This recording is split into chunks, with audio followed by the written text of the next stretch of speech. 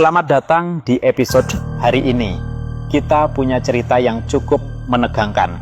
Sudah siap dengan kopi dan cemilan? Sudah pasti. Jadi, kita akan membahas pengalaman menyeramkan dari Rico di sebuah hotel tua, ya? Betul sekali. Rico, seorang pemuda yang baru pertama kali bekerja di hotel tersebut, mengalami hal-hal yang cukup mengerikan. Wah, sepertinya ini bakal seru. Apa yang pertama kali dialami Rico saat bekerja di hotel itu? Ketika Rico baru mulai bekerja, dia mendengar suara-suara aneh di malam hari. Seperti ada sapu yang diseret di lantai gudang yang terkunci. Cukup misterius. Apakah Rico mencoba mencari tahu apa yang menyebabkan suara itu? Dia memang penasaran dan mencoba mengintip, tapi tidak menemukan apa-apa. Namun, suara-suara aneh itu terus menghantuinya. Lalu, apa yang terjadi selanjutnya? Pasti ada yang lebih menyeramkan lagi. Benar sekali.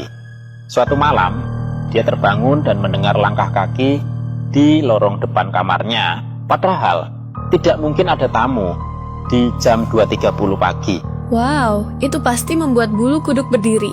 Apakah Rico melihat sesuatu? Ya, dia melihat seorang wanita berpakaian lusuh di ujung lorong. Tapi ketika dia kembali ke kamarnya, pintunya diketuk dengan keras. Ini semakin menegangkan. Apa yang dilakukan Rico setelah itu? Dia sangat ketakutan dan mengunci dirinya di kamar. Keesokan harinya, dia mencoba berbicara dengan Pak Darto, petugas keamanan. Dan apa yang dikatakan Pak Darto?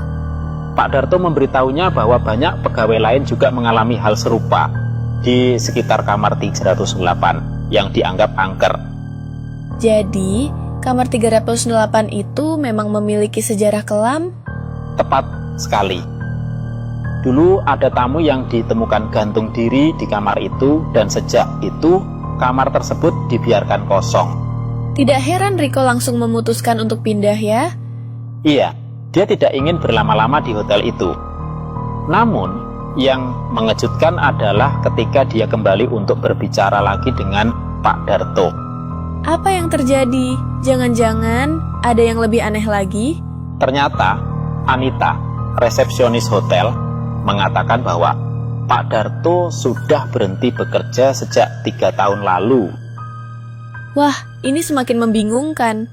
Jadi, siapa yang sebenarnya berbicara dengan Rico? Itulah misterinya. Rico mendapati dirinya berbicara dengan seseorang yang seharusnya sudah tidak ada. Cerita ini benar-benar membuat kita berpikir ulang tentang hotel tua, ya? Memang, ada banyak hal yang tidak kita ketahui tentang tempat-tempat seperti itu. Rico memilih untuk tidak peduli dan meninggalkan hotel tersebut. Pengalaman yang pasti tidak akan mudah dilupakan. Terima kasih sudah berbagi cerita ini. Sama-sama. Sampai jumpa di episode berikutnya. Dan tetap waspada dengan hal-hal yang tidak terlihat.